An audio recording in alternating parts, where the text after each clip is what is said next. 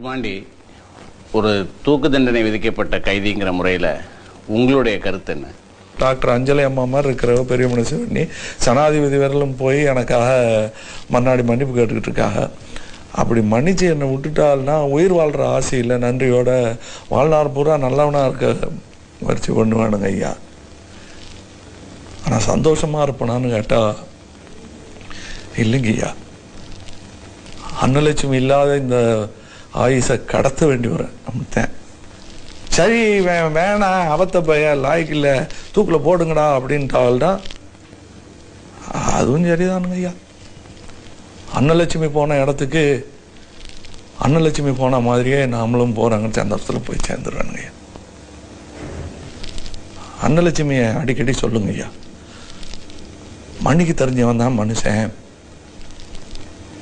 மன்னிப்பு கேட்க தெரிஞ்சவன் பெரிய மனுஷன் சொல்லுவான். மன்னிப்பு கேட்க தெரிஞ்சவன் பெரிய மனுஷன். இப்போ நான் பெரிய மனுஷனாக முயற்சி பண்ணிட்டு இருக்கிறேன் ஐயா.